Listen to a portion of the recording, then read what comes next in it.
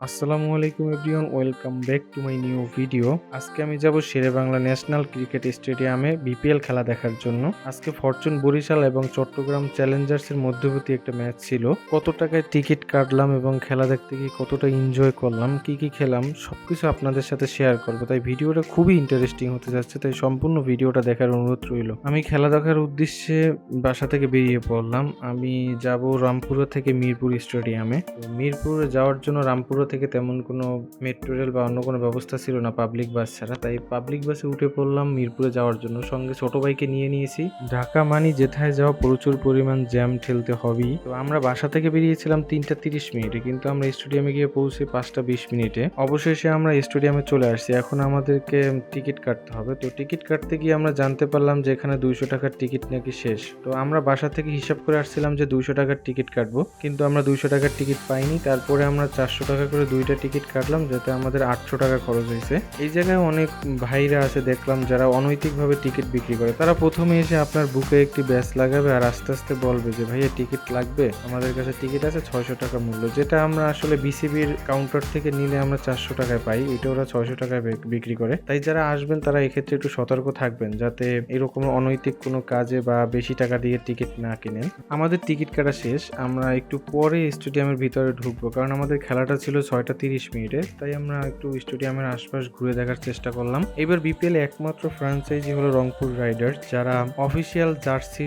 শোরুমের ব্যবস্থা করেছে। ফরচুন বরিশাল এবং চট্টগ্রাম চ্যালেঞ্জার্স এর মধ্যকার ম্যাচটি শুরু হওয়ার আগে আরও একটি ম্যাচ ছিল বিকেলবেলা। সেটা হলো কি রংপুর রাইডার্স এবং দুর্দান্ত ঢাকার মধ্যকার খেলা, যেখানে রংপুর রাইডার্স জয়লাভ করে এবং দুর্দান্ত ঢাকা হেরে যায়। তাই দুর্দান্ত ঢাকার টিম বাস এখন যাবে আর কি, তাই একটু দেখার জন্য দাঁড়াইলাম। দেখি ফরচুন বরিশালের খেলা দেখতে এসেছি, তাই মন প্রাণ দিয়ে সাপোর্ট করতে হবে। তাই শরীরে ফরচুন বরিশালের জার্সি, কপালে একটা ফরচুন বরিশাল লাগাই লইলাম, সেই সাথে একটা পতাকাও কিনে লইছি। আজকে জিতবে কেডা, মুগো বরিশাল। বাহিরে মোটামুটি সবটাই ঘোরাফেরা শেষ, আর ওইদিকে ভিতরের দিকে খেলা শুরু হওয়ার সময় হয়ে আসছে, তাই ভিতরের দিকে ঢুকবো এখন। এখানে আপনাদেরকে একটা কথা বলে রাখি, ঢোকার সময় অবশ্যই আপনার পকেটে যদি কোনো কয়েন থাকে সেটা বাইরে রেখে যাইবেন, এবং ছোট ভাইয়ের পকেটে একটি লিপ জেল ছিল, সেটা পর্যন্ত ভিতরে নিতে দেয় নাই। এইসব ব্যাপারে একটু খেয়াল রাখবেন, যে খেলা দেখতে গেলে অবশ্যই কয়েন, এই রকমের লিপ জেল, এসব জিনিস বাসায় রেখে যাবেন, সাথে নেবেন না। যদি নেন তাহলে অবশ্যই সেই জায়গায় ফালাই দিতে হবে। ওরা ওই পাশেই একটা ফালানোর একটা ব্যবস্থা করে রাখছে, সেই ডাস্টবিনে ফালাইতে হবে। আমি ঢুকে পড়ছি স্টেডিয়ামের ভিতরে। তো এখন একটু দাঁড়াইয়া বরিশাল বরিশাল করে পোস্ট একটু মানুষকে দেখাইতে হবে, কারণ আজকে জিতবে এটা বরিশাল।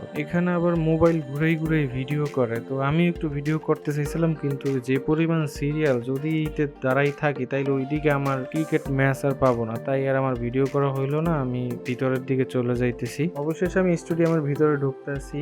আজকে জিতবে কেডা, আমাকে বরিশাল বরিশাল বরিশাল বরিশাল। চারদিকে সবই দেখি শুধু বরিশালের সাপোর্টার, শুধু বরিশাল আর বরিশাল। এখানে কোনো চট্টগ্রাম চ্যালেঞ্জার্সের তেমন কোনো সাপোর্টারই দেখি না। ওই দূরে দেখা যাইতেছে তামিম ইকবাল খান চলে আসছে টস করার জন্য। টসে তামিম ইকবাল খান জিততে গেছিল, তারপরে সে বল করার সিদ্ধান্ত নেয় এবং চট্টগ্রাম চ্যালেঞ্জার্স প্রথমে ব্যাট করে। আমাদের সিট পড়ছিল একেবারে টপে উপরের দিকে, তাই আমরা সিঁড়ি বেয়ে উপরে ওঠা শুরু করলাম। দেখি উপরে কোথায় আমাদের সিট। আমরা একেবারে উপরে ওঠার পর আমরা আমাদের সিট খুঁজে পাইছি। এখান থেকে সম্পূর্ণ মাঠের ভিউটা দেখায়, কিন্তু এখান থেকে প্লেয়ারদের ফেস বা প্লেয়ারদের জার্সি নাম্বার কোনো কিছুই আসলে দেখা যায় না। পরবর্তীতে আবার সিট চেঞ্জ করা যাবে আসলে, যদি মাঝখান দিয়ে কোনো খালি হয় আর কি, তখন ওইসব জায়গায় গিয়ে বসলে কোনো সমস্যা নেই। এখানে আসলে ওই টিকিটটা সাথে থাকলেই হয়, কিন্তু তো আপনি কত নাম্বার সিটে বসলাম বা কি করলাম আর কি, সেটা নিয়ে কোনো ঝামেলা হয় না। অবশেষে চট্টগ্রাম চ্যালেঞ্জার্স এবং ফরচুন বরিশালের মধ্যকার ম্যাচটি শুরু হয়ে গেল এবং প্লেয়াররা মাঠে নামা শুরু করলো। প্রথম বল শুরু হওয়ার আগে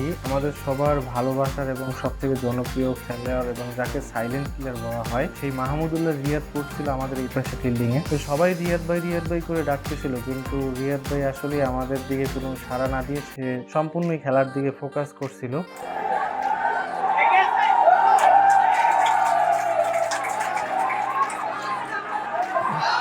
আমি অল্প একটু সময়ের জন্য আমার মোবাইলের ক্যামেরা অফ করছিলাম, এর ভিতরেই চট্টগ্রাম চ্যালেঞ্জার্সের প্রথম উইকেটের পতন। সবাই মিলে আর কি আনন্দ করতেছিলাম এবং প্লেয়াররাও মাঠে আনন্দ করতেছিল। পাওয়ার প্লের খেলা শেষে আমাদের এই পাশে ফিল্ডিং করতে আসে আমাদের সবার প্রিয় আরো একজন খেলোয়াড় সৌম্য সরকার ভাই। সবাই সৌম্য সরকার বলে ডাকতেছিল, তো ভাইয়ে প্রথমত এইদিকে ইশারা করে নাই, পরবর্তীতে দর্শকদেরকে একটু সান্ত্বনা দেওয়ার জন্য সে আমাদের দিকে তাকাইলো এবং হাত দিয়ে ইশারা করলো। 9 ওভার শেষ, এখন টাইম আউট চলতেছে। এই টাইম আউটের ফাঁকে স্টেডিয়ামের কর্মীরা মাঠের ভিতরে অনেক কুয়াশা পড়ছিল, সেই কুয়াশার কারণে প্লেয়ারদের ফিল্ডিং করতে অসুবিধা হচ্ছিল, বারবার স্লিপ কাটতেছিল। তাই সেই কুয়াশা দূর করার জন্য এভাবে গাড়ি দিয়ে আর হাত দিয়ে টেনে টেনে সেগুলো পরিষ্কার করতেছিল। এই স্পাইডের ক্যামেরাটা এতটাই খারাপ কি বলবো, আর যে এই ক্যামেরা নিয়ন্ত্রণ করে সে হইলে আরো বড় খারাপ। ওই পাশে সবাই 200 টাকা দিয়ে টিকিট কাটছে, তাদের দিকে ক্যামেরাটা বারবার ফোকাস করতেছে। এইদিকে আমরা যে 400 টাকা দিয়ে টিকিট কেটে ঢুকছি, আমাদের দিকে না ক্যামেরাটা একবারের জন্য ফোকাস করাইতেছে না। আমি যদি ক্যামেরাম্যানকে পাইতাম তাহলে বলতাম, ভাই আমাকে দিকে একটু ক্যামেরাটা ফিরাও না, আমরা না টাকা দিয়ে স্টেডিয়ামে ঢুকছি, একটু ফেসটা একটু টিভিতে দেখাইতেছে। কিন্তু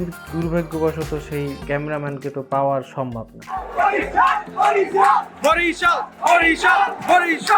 একেবারে উপর থেকে এখন একটু একেবারে নিচে চলে আসলাম, দেখি নিচের দিক দিয়ে কতটা দেখা যায় ফরচুন বরিশালের প্লেয়ারদেরকে, আর এই জায়গা থেকে তাদেরকে একটু সমর্থন করার চেষ্টা করি। সেই পতাকা, জার্সি, আবার কপালে একেবারে ফরচুন বরিশাল লাগাই নিয়েছি। তারপরে যদি আজকে ম্যাচ না যেতে তাহলে কি করবো, সম্পূর্ণ মন দিয়ে উজাড় করে তাদেরকে সাপোর্ট করতে এসেছি যাতে ম্যাচটা আজকে জিততে পারে। বরিশাল বরিশাল অনেক সাপোর্ট করছি, এখন কিছু হাঁপাই। এখন একটু নিচেই এই সিটে, পাশের সিটে একটু বসে দেখি, সিটগুলো তো অনেক খালি আছে, কোনো সমস্যা হবে না। তাই দুই ভাই মিলে এই জায়গায় বসে পড়লাম, দেখি এই জায়গা থেকে কতটা দেখা যায়। কিন্তু এই জায়গায় আবার সব থেকে বড় সমস্যা হলো কি সামনের এই কাঁটা তারের বেড়াগুলো, যেগুলোর কারণে আসলে খেলাটা ভালোভাবে দেখাও যাইতেছে না, আর প্লেয়ার গুলোকেও দেখা যাইতেছে না। তার থেকে আমার মনে হয় সেই উপরে টপ ফ্লোরটাই ভালো ছিল। তাই এখন আবার সেই টপ ফ্লোরে চলে যাই। চট্টগ্রাম চ্যালেঞ্জার্সের খেলা শেষ, চট্টগ্রাম চ্যালেঞ্জার্স 145 রানের টার্গেট দিছিল, আর সেই খুশিতে স্টেডিয়াম আবার বাজি ফাটাইতেছে দেখতেছি। অনেকটা সময় বসে বসে খেলা দেখলাম, অনেক ক্ষুধা লাগছে, তাই ভাবলাম দেখি কিছু খাওয়া যায় কিনা। আসলে বাহির থেকে কোনো খাবারই ভিতরে এলাও না, এমনকি এক বোতল পানিও নিয়ে আসা যাবে না। তাই দেখি ভিতরের দিকে কি কি খাবার পাওয়া যায়। ভিতরে আপনি রোল, তারপর স্যান্ডউইচ, তারপরে বার্গার এবং বিভিন্ন রকমের খিচুড়ি, চিকেন খিচুড়ি, ডিম খিচুড়ি, এগুলো পাওয়া যায়। তো আমরা ওসব না খেয়ে ভাবলাম যে দুইজনে দুইটা বার্গার খাই, তাই আমরা বার্গার নিলাম। কিন্তু বার্গার যে এত জঘন্য হইতে পারে তা আসলে আমি এর আগে কোনোদিন জানতাম না। আসলে এটা পাউরুটির ভিতরে হয়তো বা কোনো ডাল বা আলু দিয়ে ভর্তা বানিয়ে সেটা দিয়ে দিয়েছে। খাওয়ার পর আমি আসলেই হতাশা। দাম নিয়েছিল 80 টাকা। তারপরে ভাবলাম যে ঠান্ডা লাগতেছে তাই কফি খাই, তো কফিও সত্যি খুব জঘন্য ছিল। তারপরও পাওয়া যায় না তাই বাধ্য হয়ে খাইলাম। আর এই জায়গায় এক বোতল পানি তো পাওয়া যায় না, ছোট্ট কাপে করে পানি বিক্রি করে, তাও 20 টাকা। তাই পানি আর ভিতরে খাইনি, ভাবলাম বাহিরে গিয়ে খাবো। আর চিপস পাওয়া যায় তাই চিপস নিয়েছিলাম। তো চিপসটা ঠিকই ছিল, তবে চিপসের দামও নিয়েছিল 20 টাকার চিপস 30 টাকা। তো কিছু করার নাই, বাধ্য হয়ে তাই খাইলাম। চট্টগ্রাম চ্যালেঞ্জার্সের ব্যাটিং শেষে ফরচুন বরিশাল ব্যাটিং করতে নামছে। তো ব্যাটিং করে নামার পর থেকেই একের পর এক ফরচুন বরিশাল উইকেট যাইতেছে। প্রথমে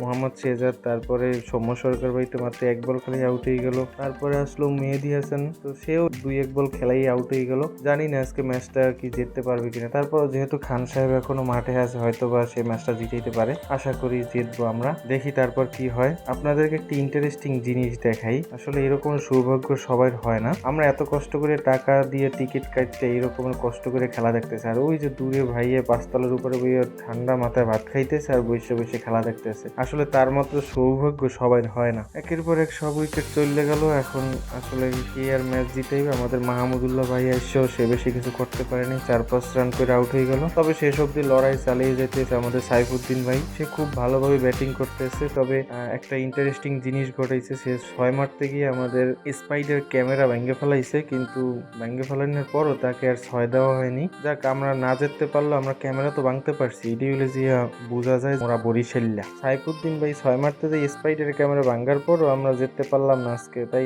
বেরিয়ে পড়লাম বাসার উদ্দেশ্যে। সবাই এখন চলে যাইতেছে, যদিও এখনো মাঠে 2-1 বল খেলা বাকি, সেটা না দেখেই সবাই চলে যাইতেছে। আর এই জায়গায় আবার মিডিয়া দাঁড়াইছে, মিডিয়ার সামনে অনেকে অনেক কথা বলতেছে। কি আর করার, দুর্ভাগ্যক্রমে ম্যাচটা হয়ে গেল। কিন্তু আমি বিশ্বাস করি যে আমাদের বরিশাল আর যাই হোক ফাইনাল খেলাবে এবং কাপটা নেওয়ার সম্ভাবনা অনেক বেশি আছে। তারপর বাকিরা আল্লাহর ইচ্ছা। চট্টগ্রাম জিততে গেছে, সেই আনন্দে এখন স্টেডিয়ামের ভিতরে বাইরে সব জায়গায় বাজি ফুটাইতেছে। কি আর করার, আমরা বুক ভরা বেদনা নিয়ে বাসার দিকে চলে যেতেছি। যাক, নেক্সট ম্যাচে আমাদের বরিশাল আবার কামব্যাক করবে। আজকে এই পর্যন্তই, আবার নতুন কোনো ভিডিওতে আপনাদের সাথে দেখা হবে। তো আমার ভিডিওটা কেমন হয়েছে অবশ্যই কিন্তু কমেন্ট বক্সে জানাবেন এবং বেশি বেশি শেয়ার দিবেন, লাইক কমেন্ট করবেন। Tata, bye bye.